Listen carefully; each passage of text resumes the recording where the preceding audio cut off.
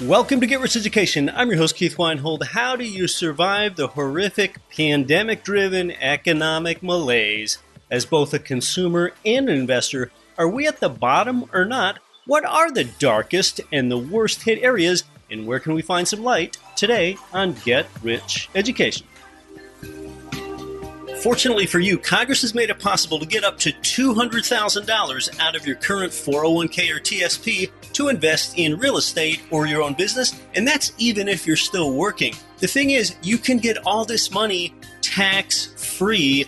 The EQRP is your secret weapon. With the CARES Act expiring soon, the EQRP company helps you unleash your retirement funds now. Learn more and text message QRP in all capital letters to 72,000. You're listening to the show that has created more financial freedom than nearly any show in the world. This is Get Rich Education.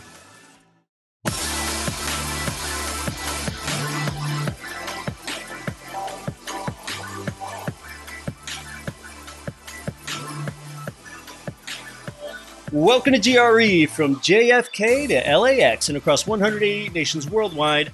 I'm Keith Weinhold. This is Get Rich Education. You surely know by now that American productivity, as measured by GDP, fell with a resounding thud at an annualized minus 33% last quarter. It is a jaw-dropper. And how much of a jaw-dropper is it? Do you realize that this is the sharpest contraction in modern American history, greater than the 1930s Great Depression? What a horrific economic bottoming, I guess, because are we really at the bottom? A less scary figure is that quarter two output was about 10% lower than quarter one output, okay? And yeah, what kind of world are we living in that I present that right there as better news? And it's not just us. The Tokyo Summer Olympics have been postponed to next year, and it's quite possible that they'll never happen. European economic powerhouse Germany reported a 10% quarterly drop in GDP as well.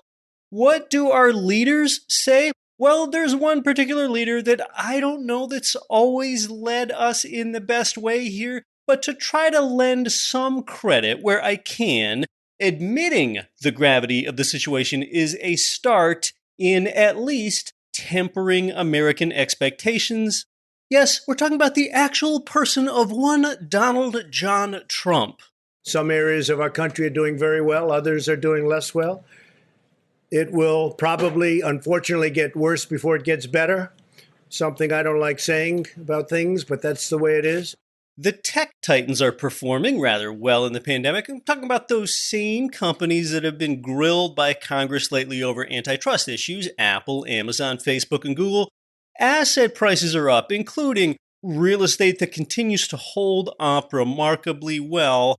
One reason, be mindful here, is that we've had a weaker dollar. So therefore, you can have a higher dollar-denominated price of gold and silver and copper and housing and stocks and cryptocurrency, and even commodities like orange juice have been thriving lately. And then it's up to you to segregate intrinsic asset growth from dollar-denominated growth. But all in all, the haves are doing better than the have-nots. The have-nots are not participating in these asset rallies. And if you've been following my guidance here since 2014, you're probably still doing all right. You probably do have substantial real estate assets in those advantaged, more suburban markets.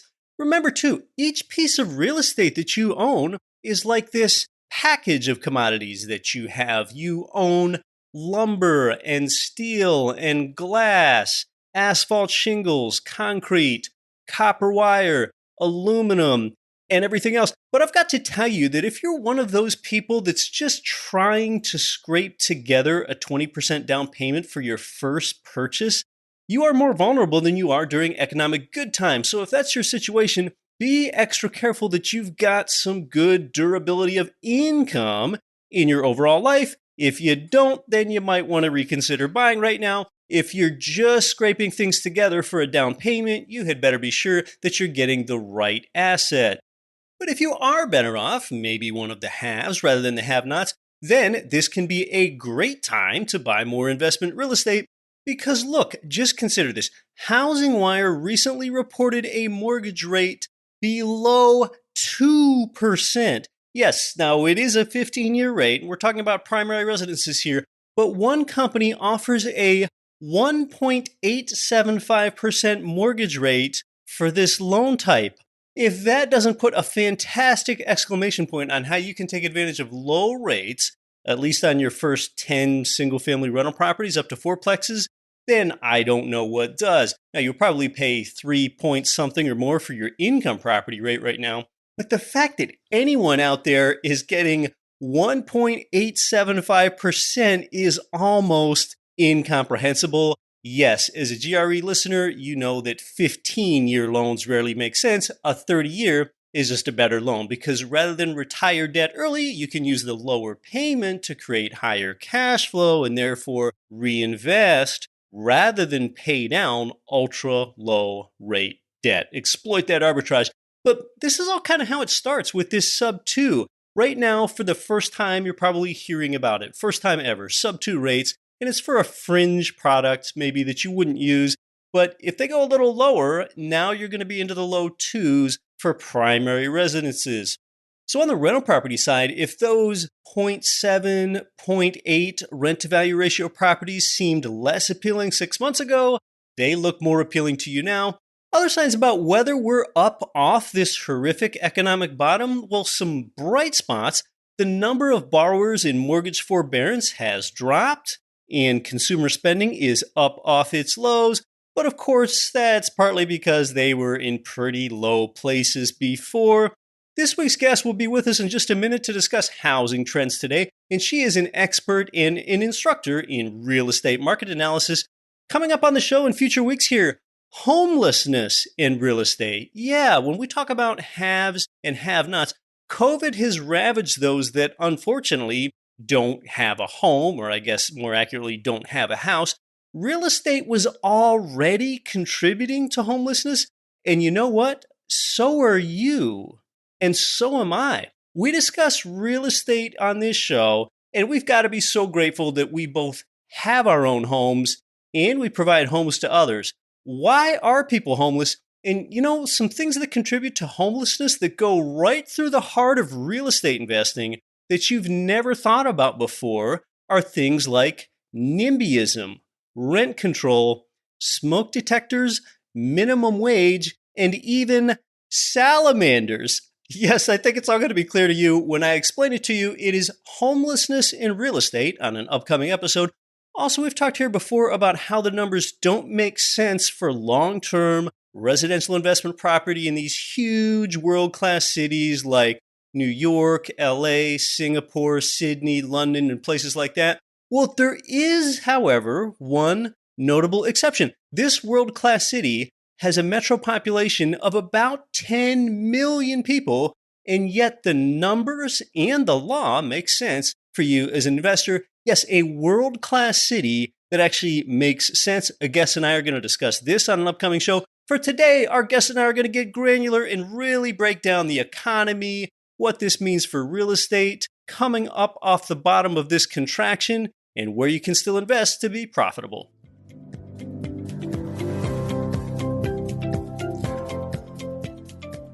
This week's guest is the vice president of Grow Capitus. They're a San Francisco-based commercial real estate company. They really deal especially in multifamily. She is a third-generation real estate entrepreneur. That's pretty rare, and she has more than 25 years of experience investing in key markets across the United States. She has a portfolio herself of investment properties from Buffalo to Atlanta to Utah to Arizona and elsewhere. So we're talking about ones in her management portfolio as well as ones she co-owns with her investors. And you might have seen her in person because she's a pretty prolific conference speaker. She also teaches deal analysis for an apartment investing education company called Multifamily U. It's an honor to have here today for her first time ever on Get Rich Education, Anna Myers. Thanks for having me, and thanks for the intro. Anna, Before we're real estate investors, let's take a step back because first, we're all investors and consumers. And I've kind of thought about the recovery from the pandemic as more of a Nike swoosh shaped recovery. I've really been saying that from the beginning. I don't see a V shape. It's hard to match up talent with labor again Yeah. after a recession. I just think for a few years, we're going to have a smaller economy overall. We have an unemployment rate and GDP contraction that draws comparisons to the 1930s Great Depression. So, what are your thoughts about the overall economy and the potential timetable for a recovery? As a whole, I would agree with you that on the national level, that it's more like a swoosh type recovery. We're looking at, I think the unemployment rate's about 11.1%. We just had GDP contract 10.3%, which I think is a massive number when it's annualized. So yes, I agree. It's big. We can't really get our arms around this pandemic right now, which is concerning. So it's hard to know the path forward. But I will also tell you, we're data geeks. That's my business partner and I at Grow Capitalist. Our backgrounds are both in technology, and we approach real estate through a data science lens. And what we're seeing in this pandemic is, like before the pandemic, all markets are not equal. So you take that 11.1 average unemployment across the nation. Well, that's not like everywhere you're going to look, it's going to be 11.1%. You've got markets that are 29% unemployment because they were primarily hospitality oriented or tourist oriented. So you got these very, very hard hit areas. And then you have some areas that are 4% unemployment. So those are the things that we're looking at still as data geeks. We continue to plunge in and look at data because data is, the numbers don't lie. And so those markets are the ones that many people are looking at, those low unemployment markets. Now, there's several reasons for lower unemployment. One being that some of these markets aren't fully shutting down. So you have this interesting development where markets that did completely shut down, which was very responsible in pandemic, it was very effective in many nations in Europe. But by stopping your economy completely, it's problematic. And then there's other states that did not do that and have taken a different approach. Those states, interestingly enough, and I guess not surprising, have lower unemployment. They didn't lose all of their jobs. So states like Arizona and Utah are doing much better than some of the other states. Well, we have a big input into rents like employment. Sure, there are a number of ways to parse that. We could parse that by geography. We could parse that by business sector. We could parse that by other demographics like age, for example. What about when it comes to employment sector? Because you do a lot of data analysis for where to make purchases. What's made this pandemic interesting with employment, Anna, is I think that we have some areas that are conventionally known as recession resistant, like college and even medical, that are vulnerable now. And some might not think that medical is, but just ask any doctor and they'll tell you that things like routine checkups and elective procedures, they're really what's profitable. So what are your thoughts with regard to the assault on certain sectors, oftentimes that are quite recession resilient? Yeah, the sectors are definitely something to watch. And there is a big pivot going on in the world. And there are definitely winners and there's definitely losers and there's definitely surprises in that group of losers and surprises in the group of winners. So I agree. Medical has been a surprise because you think, hey, we're in a medically, like a health issue, that we're facing a pandemic. Right. Our economy is in a crisis because of a health issue. So you would think that medical would be through the roof. But just as you stated, many doctors and dentists, et cetera, are really suffering because all of the elective surgeries and so many things had to be put on pause and everyone's focused on the pandemic. I've heard people telling me that doctors are like twiddling their thumbs, like I've got no business, I've got no work, and that's not a good situation for them. Students is a different one as well. And that, again, can be very state specific and college specific. So some states and cities, the universities are actually doing pretty well. The fall enlistments, the enrollments are just as strong as they were in 2019. So we're hearing there was a huge issue with, of course, the shutdown happened and the students were all driven home. Well, guess what happened? After spending 2 or 3 months with their parents, the parents are divorcing the students are divorcing the parents. The students are like, I want to be on campus next month or at least living in that city. And the parents are like, I want you to be there too, darling. So they're doing different things. So it's an interesting, if you are in a city that is a university town or, has strong universities, it's an opportunity as a real estate investor, whether you are a single family, a duplex, fourplex, or you have larger multis, because consider this, The students are coming back to most universities. Do your research on your own university, right? And see what that situation is.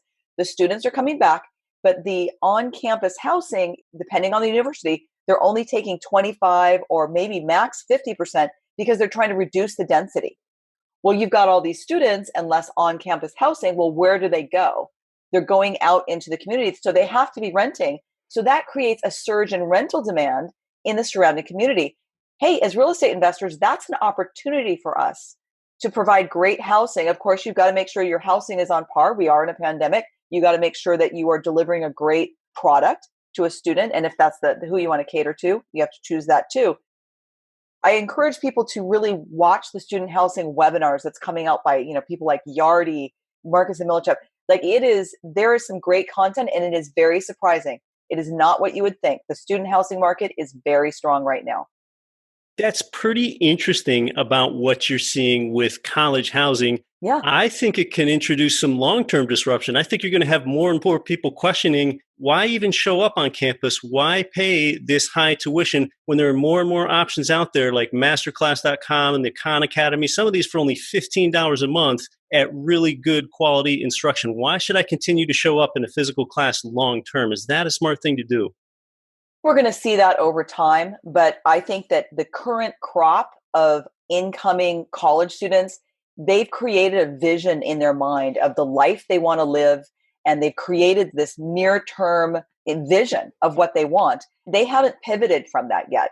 They haven't turned and said, like, you know what, parents, and I think it would be much better for me not to do what I've been dreaming of for the past 3 years, instead just to do Khan Academy. That's not something they're ready to accept. These are teenagers. They're not that rational, right? So as adults, I think there's lots of choices we can make, but I do think that that's more of a long-term pivot. So you may see that happening in a few years where you have the 9th and 10th graders that are seeing this happening, and they are starting to envision a different thing of what their future potential could be as a college student. But I don't think it's going to happen in this coming year or maybe even the next year. Yeah, I can agree with that. There is something out there called the college experience that is of value to some people. It's is it worth super it? value. I don't know. And sometimes at 18 years old, you don't always make the best decisions for your long-term future. But of course, real estate investing is a long-term game, and we're talking about the long-term here. So, well, you had mentioned some geographic areas that show some disproportionate employment or unemployment that are more resilient in the recession. Tell us about some of those, including some geographic surprises, whether that's bright spots or that's more challenging spots with employment in the pandemic geographically. No surprise, some of the hardest hit are, as I mentioned, the tourist and hospitality areas like Las Vegas and Orlando have had tremendous unemployment, very, very hard hit. And then some of the biggest winners, of course, are the e-commerce areas. So e-commerce and industrial areas that support e-commerce and the tech industries. Now, it's interesting because when you have tech combined with high density, like San Francisco or some areas, people are leaving those areas because the rents are so high and now they don't have to work there. They can work remotely. So they're choosing to live and work in areas that are more affordable. And I'm not saying everybody wants to move to the suburbs because there's a lot of people that still like an urban feel, but they're going to be more interested potentially in a city that's less dense, but still has a vibrant culture to it, that still has an innovative tech culture going on. Salt Lake City, Durham, Raleigh, these are very, very attractive places for people to live and work, even though they're working remotely. There's beautiful outside things for them to do. They can social distance. Every state is facing the pandemic, but these locations are targeted as the fastest to recover post-COVID because of the combination of tech and their location in terms of logistics.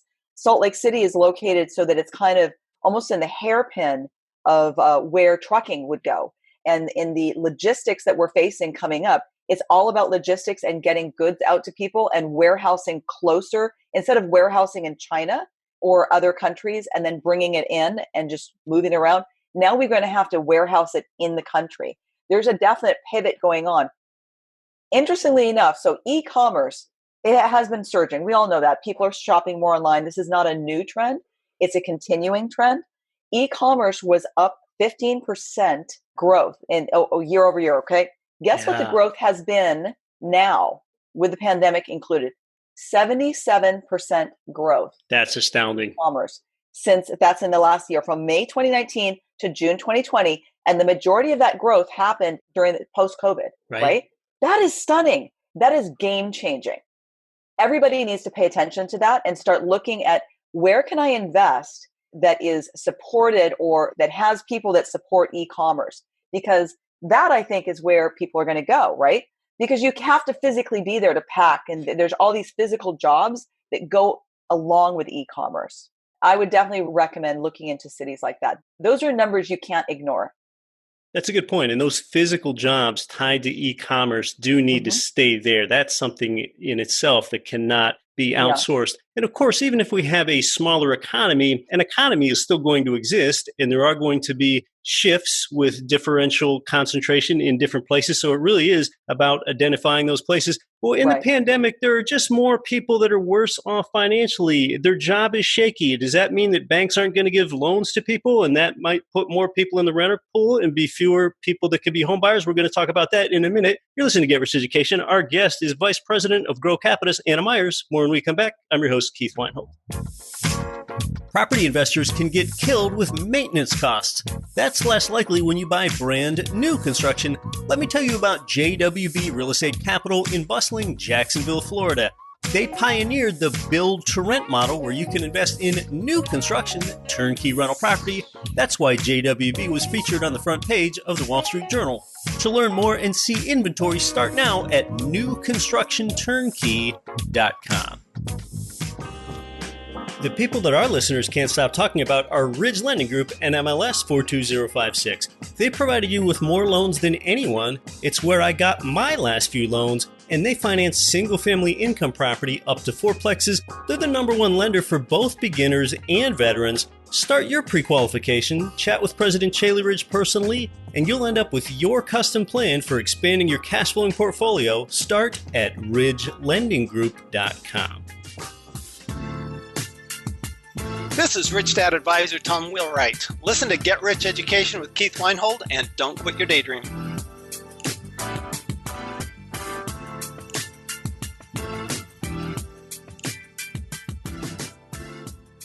Welcome back to Get Rich Education. We're talking with Anna Myers. She's the Vice President of Grow Capitalist. Check them out at growcapitalist.com. Anna, people are just in general worse off financially, and us as investors, we need to think about what that means. If people's jobs are shaky, well, therefore fewer people like banks would want to extend a mortgage loan to them, whether they're buying investment property or whether they're looking to buy their own homes. That therefore could potentially put more people in the renter pool, driving rental demand. What are your thoughts?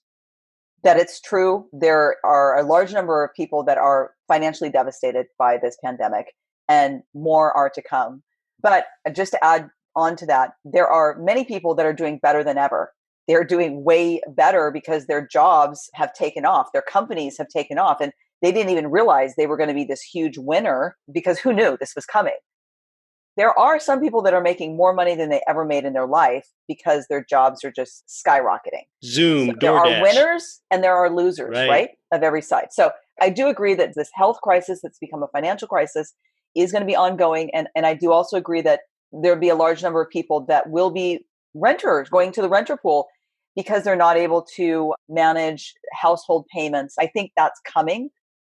That's nice to have a lot of renters coming your way. And I think that we need to think about what these people are going to need. If you're looking to be attractive to this oncoming renter pool, then some of the things we try to emphasize is the ability to work from home.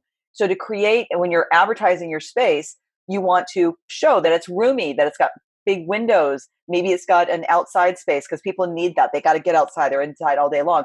Add an extra desk area and emphasize in your advertisement, work from home friendly. If you have things that can help with air filtration, anything that you can say about, smart home tech and that type of stuff can definitely help.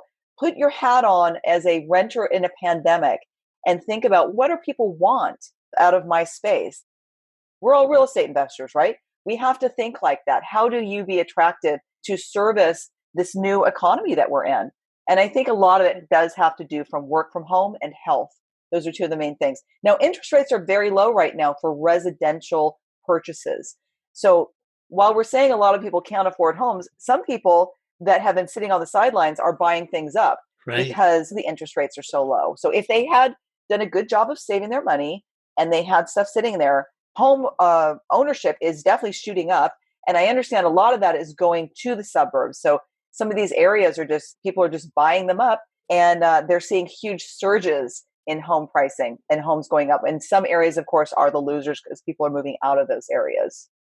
It's that de-densification trend that's becoming so well documented here in the pandemic. And yeah, it's interesting with low rates and Hmm. low inventory, this environment that we're in now, it's kind of widened this disparity between the haves and the have-nots. If you already have a down payment in credit, now you're the beneficiary of those historically low mortgage rates. But if you're one of those people that was just on the brink of being a first-time home buyer and just trying to get by, and now if lending qualifications have become more stringent and your jobs become shakier, now you're out of luck. So it's really sort of widened this canyon between the haves and the have-nots.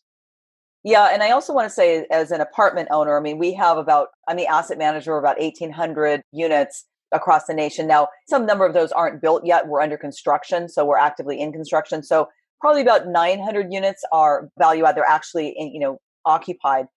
And you would think during the pandemic that we would see a decrease in occupancy because people losing their jobs. Well, first of all, in most of these places, we can't evict anyone. So we're working hard on collections and keeping the delinquency down.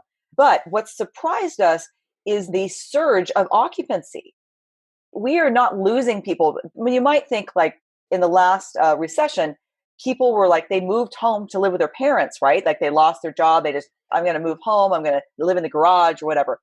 We're not seeing that happen right now. And I've got a theory about that, which is that in this pandemic, which older people are more threatened than younger people with health consequences and death, the son or daughter isn't just like, hey, I lost my job. I know I'm going to find a new job. I'm going to live with mom and dad in the meantime. No, they're not, Good because they point. don't want to introduce health risks to their parents. So instead, they're finding roommates, they're continuing to be renters, and they might room with other people. So maybe they've got to leave their one bedroom, and then they're going to move into a 3 bedroom where they're rooming with two other people to reduce their costs. It's very interesting to see the trends in occupancy. It's not what you would expect. Very different. That's a great way to think about it. Yes, some amenities are really more important to people. That was great about how you talked about how if you want to have high occupancy, you need to think about how a prospective renter would think in the pandemic. A fenced yard has more value now than That it is true. did just 1 year ago. A place that has more smaller rooms rather than fewer large rooms helps to give people that home office or give people that home gym Yes. that they need now, or so on. So, across the thousands of units that you manage and you see, tell us more about the management and the changes that you've seen in the pandemic now that we're several months into it, and just this entire new lexicon and world that we're in where people like you and I read the word forbearance and eviction every day. As I mentioned, most of our units we're not able to evict. So previously, in terms of property managers, the policy was we didn't accept partial payments, right? So you either paid all your rent or you're late and you didn't pay your rent and blah, blah, blah. Well, now we need to work with our tenants more. We're all in a pandemic. Everybody's got to have a little give. So that policy has now changed. All of our property managers now are accepting partial payments and working intensely with our tenants. Now, here's the challenge. Not all of the tenants are financially impacted by COVID. So there's this dance we have to do. We have to be, helpful because we're all in a pandemic, but firm because some people are just gaming the system. And that's not fair, right? Right. It's very management intensive right now, both as an asset manager that's working with so many different property managers and always collecting the data. We're always about collections. Where are we this month compared to where we were at this time last month, and seeing the trends and all that. So lots more effort on the asset management side and lots more interactions on the property management side. They have to keep up with so many more tenants. There's so much more collections going on. It's become I would say for all of it, our job has increased about 25%. I just want to reiterate that our tenants are very important people, and we can't just look at them as dollar and cents. We have to look at them as human beings that are in the same pandemic that we are in. I'm not out to be taken advantage of, but we all have to get through this together, and we have to perhaps be creative in how we get through this, and we have to be human. It's a human thing that we're experiencing. I am so glad that you just said that, Anna, Over the years, I've talked to the audience about how emotions don't have any place in income property. They might in your own home, but income property is about the numbers. But then a few months ago, shortly after the pandemic became a real problem, I was the one getting on the microphone talking about how this is the time to show empathy for your tenants. So it's a rare time that's really made us redefine a lot of things that we've never thought about before. Well, are there any last things that you'd like our listeners to know? I mean, you and Grow Capitus are really experts in identifying the best trends in the best real estate markets. We specialize that, and in that, the fact that our portfolio has really weathered the pandemic very well. We are not at risk of losing any of our properties because of the strength and the foundations that we built coming into this. And I feel very proud of that. And the way we sourced our properties is so specific, again, based on data. And so many people appreciate that about us and how careful we manage and how we look at data. We actually teach what we do in Multifamily University. That's multifamilyu.com. That we have, besides webinars, which I post usually once a week, we have town halls, we have webinars, lots of free education, no pitch, no fluff.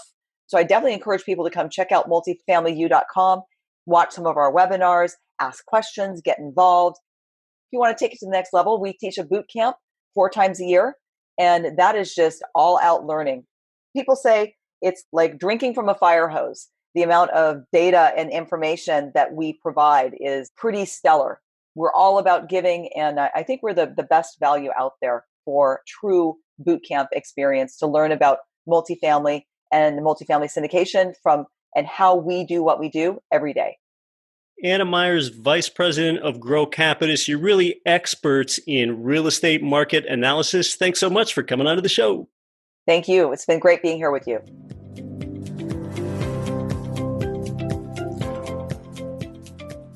Yeah, great stuff from Grow Capitus VP Anna Myers today, multifamilyU.com. Talking about some of those things that you don't often think about, like how the pandemic is altering household formation. Sometimes adult kids don't want to move in with parents and introduce health risks to them. You've got good occupancy in a lot of investor advantage markets today, and you need your occupants to have the ability to pay the rent. In summary, some of the pandemic losers are hospitality, some medical, and college real estate, longer term anyway. Therefore, places rich in hospitality culture like Las Vegas are disproportionate losers. Of course, economies with a high dependency on oil are losers too, as are many high-density places. The winners continue to be industries like e-commerce, tech, warehousing. Of course, Memphis has a lot of the latter. Salt Lake City and Raleigh-Durham, North Carolina were mentioned. Smaller cities and suburbs are the winners.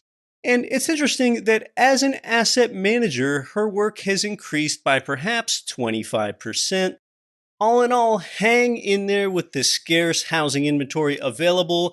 Enjoy those low interest rates that are so low that they feel like they're below the ocean floor. And keep some long-term perspective. As you're looking out there on the horizon, realize that American housing is currently undersupplied by about 2.5 million housing units. And think about how there will soon be 1 billion more people on this planet, with 100 million more people in the US alone, and they're all going to require shelter. I hope that you're one of the fortunate ones that is going to provide it. Again, coming up on the show, an eye-opening look at homelessness in real estate. Also, a segment about how there really is a world-class city that exists and makes sense for an investor like you. Hey, if you enjoy the show here, I'd really appreciate it if you told a friend. Take a screenshot of the episode and share it on your Instagram, Facebook, Twitter, or perhaps your LinkedIn. Tell a friend about the show. In return, as always, I will faithfully appear again next week. I am privileged to have your attention again this week. I'm your grateful host, Keith Weinhold. Don't quit your daydream. Nothing on this show should be considered specific, personal, or professional advice. Please consult an appropriate tax, legal, real estate, financial, or business professional for individualized advice. Opinions of guests are their own. Information is not guaranteed. All investment strategies have the potential for profit or loss. The host is operating on behalf of Get Rich Education, LLC exclusively.